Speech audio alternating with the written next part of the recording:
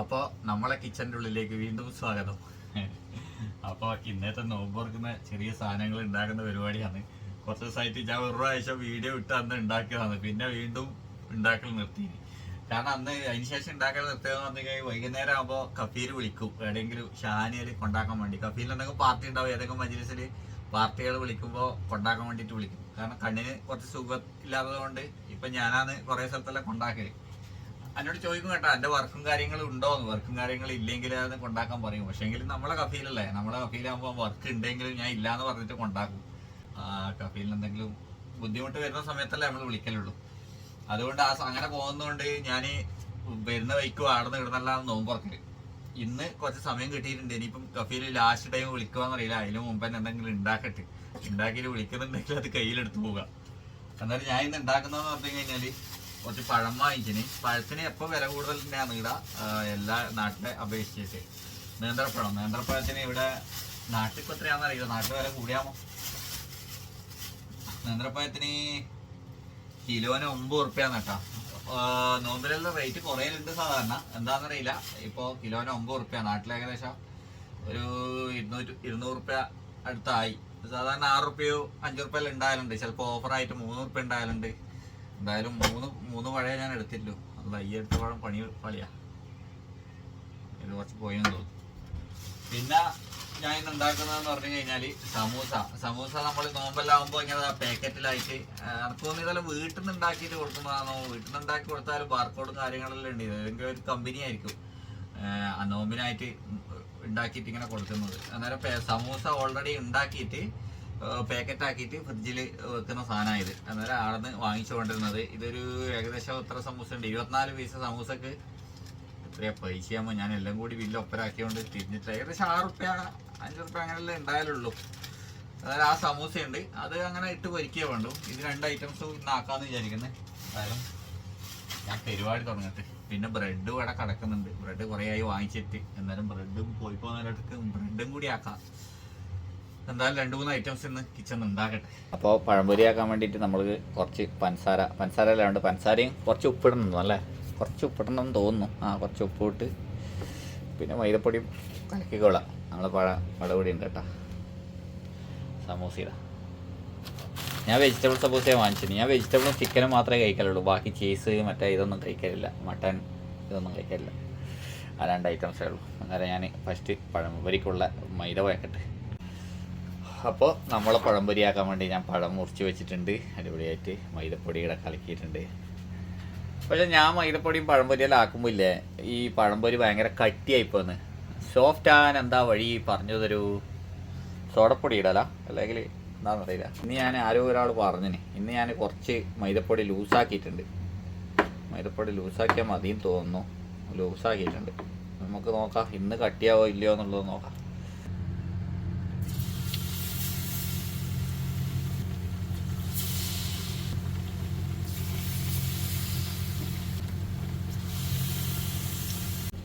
അപ്പോൾ നമ്മൾ പഴംപൊരി ആയിട്ടുണ്ട്, അടിപൊളിയാണ്. കിച്ചൻ്റെ അടുത്തൊന്നും മാറുന്നില്ല. കഴിഞ്ഞ പ്രാവശ്യം കരിഞ്ഞ മാതിരി, എൻ്റെ ഉള്ളിയോടെ കരിഞ്ഞ മാതിരി ആവും അവിടെ പോയി TV കണ്ടു കഴിഞ്ഞാൽ. അപ്പം മൈദപ്പൊടി കുറേ ബാക്കിയുണ്ട്. ഇതിൽ ഞാൻ ഒരു 2 മുട്ട പൊട്ടിച്ചിട്ടിട്ട് നമുക്ക് ആ മൈദപ്പൊടിയിൽ ബ്രെഡ് ഇതാക്കാമെന്നാണ് വിചാരിക്കുന്നത്.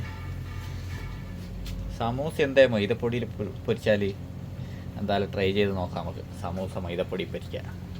നമ്മുടെ സമൂസ ഉണ്ടാക്കലാണ്. സമൂസ പിന്നെ പ്രശ്നമൊന്നുമില്ല, ഓൾറെഡി പാക്കറ്റിൽ ഓൾറെഡി എല്ലാം വന്നതുകൊണ്ട് അത് നമ്മൾ പൊരിക്കേണ്ട ആവശ്യമേ ഉള്ളൂ.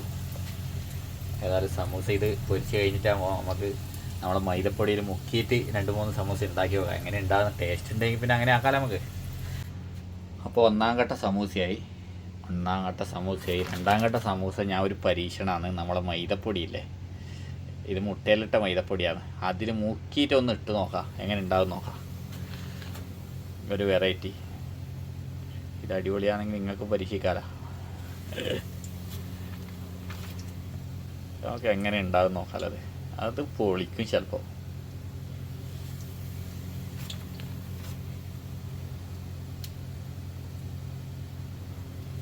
നിൽക്കട്ടെ, മതി 4 മതിയല്ലേ.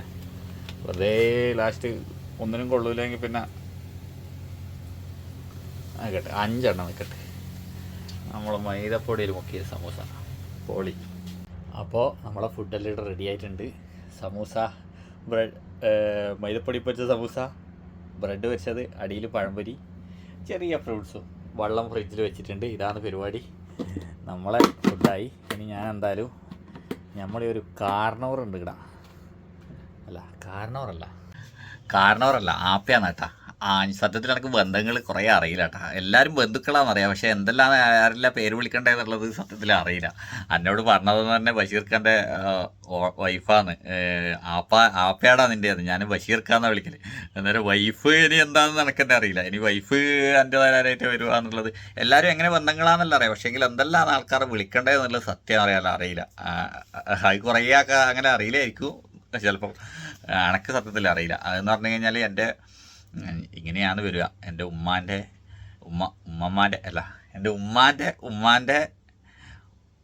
ഏട്ടത്തിയാന്ന് തോന്നുന്നു. ഉമ്മാൻ്റെ ഏട്ടത്തീൻ്റെ മോളെ ഭർത്താവാണ് ഇത്. അന്നേരം ആപ്പാന്നാ വിളിക്കണ്ടേന്നാണ് പറഞ്ഞത്, ആപ്പ. അന്നേരം ഉമ്മാൻ്റെ ഏട്ടത്തീൻ്റെ മോളാണ് ആപ്പാൻ്റെ വൈഫ്. ഓക്കെ. അന്നേരം വൈഫിനെന്താ വിളിക്കുക? ആമാന്നായിരിക്കും സത്യം. എല്ലാവരും ഞാൻ ബന്ധങ്ങളറിയാം, പക്ഷേ എങ്കിൽ എന്തെല്ലാം വിളിക്കണമെന്ന് അറിയില്ല. എന്താ ഒരു ഓറിടി ഉണ്ട്. ഞാൻ ഒരു ലോണ്ടറിയെ കൊണ്ടുവന്നതാണ്. കുറേ സ്ഥലത്ത് ലോണ്ടറിയിലും പണിയെടുത്തിന്. അങ്ങനെ എൻ്റെ ഒരു സുഹൃത്ത് പറഞ്ഞ ലോണ്ടറിയിലേക്ക് ഇങ്ങനെ ആളെ ആവശ്യമുണ്ട്. അന്നേരം ഓർമ്മ വന്ന് എനിക്ക് ഓരോ സ്ഥലത്തിൽ നാട്ടിൽ സെറ്റിലായതാണ്. ഓർമ്മ വന്ന് അങ്ങനെ വരുവാന്ന് ചോദിച്ചാൽ അങ്ങനെ വരാമെന്ന് പറഞ്ഞാൽ അങ്ങനെ കൊണ്ടുവന്നതാണ്. കുറേ ആൾക്കാർ എന്നോട് ചോദിക്കുന്നുണ്ട് ഇങ്ങനെ എന്തെങ്കിലും പണിയുണ്ടോ, വർക്കുണ്ടോ എന്നല്ലോ. ഈ ഖത്തറിൽ അല്ല, നല്ല വെയിലുണ്ട് പുറത്ത്. ഖത്തർ ഡ്രൈവിംഗ് ലൈസൻസ് ഉണ്ടെങ്കിൽ എന്തെങ്കിലും നമുക്ക് നോക്കാം. അല്ലാണ്ട് വേറെയുള്ള വർക്കുകളെന്നുള്ള ഖത്തറിൽ തന്നെ ഓൾറെഡി ഉള്ള ആൾക്കാരെല്ലാം വർക്കില്ലാണ്ട് ഇഷ്ടംപോലെ കുറേ ആൾ കിടക്കുന്നുണ്ട്. മൊത്തത്തിൽ ഇതാണ്. പിന്നെ അങ്ങനെയാണ് സംഭവമല്ല ഉള്ളത്. എന്തായാലും നേരാ ഓരോട്ട് പോയിട്ട് കുറേയും കൂട്ടി വരാം. അപ്പോൾ നമ്മളെ കടികളെല്ലാം റെഡിയായി, നോമ്പുറക്കാനായി. അപ്പോൾ ഞങ്ങളെ ആപ്പാനെയും കൂട്ടി കൊണ്ടുവന്നിട്ടുണ്ട് അല്ലേ? ബഷീർ എന്നാ പേര് അല്ലേ? അപ്പോൾ നമ്മളെ കടികളെല്ലാം സെറ്റായിട്ടുണ്ട്. അപ്പോൾ ഇപ്പോൾ നാട്ടിലെല്ലാം സെറ്റായതാണല്ലോ ശരിക്കും. പ്രവാസം കഴിഞ്ഞിട്ട് നാട്ടിൽ സെറ്റായതാണ്. ഞാൻ പിടിച്ച് ഇങ്ങോട്ട് കൊണ്ടുവന്ന് ഖത്തറിലേക്ക്. അപ്പോൾ ലോണ്ടറിയിലാണെന്നല്ലേ, ലോണ്ടറിയിലേന് വേണ്ടി വർക്ക് ചെയ്തതിന്. അങ്ങനെ ഇവിടെ ഒരു ലോണ്ടറി ഓപ്പൺ ആകുന്നുണ്ട്. അങ്ങനെ ലോണ്ടറീൻ്റെ ആവശ്യത്തിന് വേണ്ടിയിട്ട് ഇപ്പോൾ ഖത്തറിൽ വന്ന്. അങ്ങനെയാണല്ലേ? അങ്ങനെയുണ്ട് ഉഷാറിനാ? അടിപൊളിയല്ലേ? ചെറിയ ഐറ്റംസ് ആണ്, ഞാൻ ഉണ്ടാക്കിയതാണ്. ടേസ്റ്റെല്ലാം അങ്ങനെ ഉണ്ടാവും. ഐറ്റംസ് കാണുമ്പോൾ നല്ല രസം ഉണ്ടാവും. ഇത് സമൂസ മൈദപ്പൊടി പൊരിച്ചതാ. ഇൻഷാല്ലാ നോക്കാം. ഇനി നോമ്പുറന്ന് കഴിഞ്ഞിട്ട് നമ്മൾ അപ്പുറം ഒരു മജ്ലിസ് ഉണ്ട്. അവിടെ നല്ല ഫുഡ് ഉണ്ടാവും. ചില സമയത്ത് ഉണ്ടാവില്ല, ചില സമയത്ത് ഉണ്ടാവും. നമുക്ക് നോക്കാം ഇൻഷാല്ലാ. അപ്പോൾ ബാങ്ക് കൊടുത്ത് നമ്മളെ നോമ്പുറക്കൽ കഴിയട്ടെ കേട്ടോ. ഓക്കെ, അന്നേരം നോമ്പുറന്നിട്ട് കാണാം. അപ്പോൾ ഫുഡ് കഴിക്കലെല്ലാം കഴിഞ്ഞു. അതെല്ലാം കഴിഞ്ഞതാ നേരെ എത്തിയേട്ടാ. ചെറിയൊരു വർക്ക് എന്താണെന്നറിയില്ല. ചെറിയ പണിയേ ഉള്ളൂന്നാണ് പറഞ്ഞത്. ചെറിയ പണിയാ വലിയ പണിയായാലും എന്തായാലും നോക്കാം നമുക്ക്.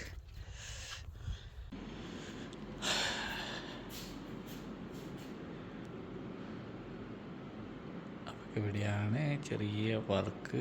ഇതൊന്ന് പ്രോഗ്രാം ചെയ്യലാണ് പണി. ഇത് പ്രോഗ്രാമുണ്ട്, പുറത്ത് ഒരു പ്രോഗ്രാമുണ്ട്, TV. ഇതിലെല്ലാം പ്രോഗ്രാം ഉണ്ടല്ലോ.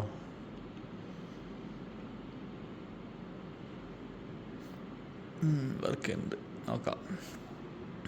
അടിപൊളി സെറ്റപ്പ് അല്ലേ? അടിപൊളി റൂം, അടിപൊളി. അപ്പോൾ ഇന്നിവിടെയാണ് പണി. നോക്കിയാൽ എന്താ സെറ്റപ്പാക്കിനി. ഒരു വണ്ടിയെല്ലാം കൊണ്ട് വെച്ചിട്ട് വണ്ടിയിൽ കോഫിയെല്ലാം കേട്ടാ. അടിപൊളി. വീട്ടുമുറ്റത്ത് സെറ്റപ്പാക്കിയിട്ടാ. അവിടെ തീയിട്ടിട്ടുണ്ട്. ഇവിടെ കവ്വ ഉണ്ടാകുന്നുണ്ട്. ഇവിടെ ഒരു പാർട്ടി ഉണ്ട്, അതുകൊണ്ടാണ്. ഞാൻ ആ TV ആണ് കേട്ടോ. ആ TV ആണ് സെറ്റാക്കേണ്ടത്. അടിപൊളി. അപ്പോൾ പണിയെല്ലാം കഴിഞ്ഞ് റൂമിലെത്തി കേട്ടോ. കാരണം എന്ന് പറഞ്ഞു കഴിഞ്ഞാൽ പണിയെടുക്കുന്ന ബാക്കി വീഡിയോ എടുക്കാൻ വരെ മറന്നുപോയി. കാരണം അവിടെ കുറേ ടൈം വെയിറ്റ് ചെയ്ത് നിന്ന് ഒരു TVൻ്റെ സ്റ്റാൻഡ് വരാൻ വേണ്ടിയിട്ട്. അവസാനം സ്റ്റാൻഡ് വരാൻ വേണ്ടി 1 മണിക്കൂർ വെയിറ്റ് ചെയ്തു. 1 മണിക്കൂർ വെയിറ്റ് ചെയ്ത് സ്റ്റാൻഡ് വന്ന് നോക്കുമ്പോഴേക്ക് സ്റ്റാൻഡിൻ്റെ പകുതി സാധനമേ ഉള്ളൂ. വീണ്ടും പോയി. അങ്ങനെ ഞാൻ പറഞ്ഞു എന്നെക്കൊണ്ട് നിൽക്കാൻ പറ്റൂല, ഞാൻ പിന്നെ വേണ്ടിക്കൽ വരാമെന്ന് പറഞ്ഞ്. അങ്ങനെ അത്ര വരെ പണിയെടുത്ത പൈസ എല്ലാം തന്നു. അങ്ങനെ ഞാൻ എഴുതുന്നു. നല്ല ആൾക്കാരാണ് കേട്ടോ, അല്ലാണ്ട് പെണ്ണുങ്ങളെ തെറ്റല്ല. അങ്ങനെ അത് കഴിഞ്ഞ് ഞാൻ നേരെ റൂമിലേക്ക് ഒറ്റ ഓട്ടം. കാരണം നല്ല കാറ്റുണ്ട് പുറത്ത്. അങ്ങനെ റൂമിലെത്തി. ഇനി എന്തായാലും ഫുഡെല്ലാം ഇനി രാത്രിയേക്കുള്ള ഫുഡൊന്നും ഇല്ല. ഇനി രാത്രിയേക്കുള്ള ഫുഡെല്ലാം ഒന്ന് ഒപ്പിക്കണം. അങ്ങനെ രാത്രി ഫുഡെല്ലാം കഴിച്ച് ഒന്ന് ഇനി ഉറങ്ങാം. ഇനി പിന്നെ രാവിലെ എണീക്കും. എന്തായാലും ഇതാണ് ചെറിയ വ്ളോഗ്. നല്ലൊരു വ്ളോഗും കാഴ്ചകളുമായിട്ട് വീണ്ടും കാണാം. Okay, bye bye.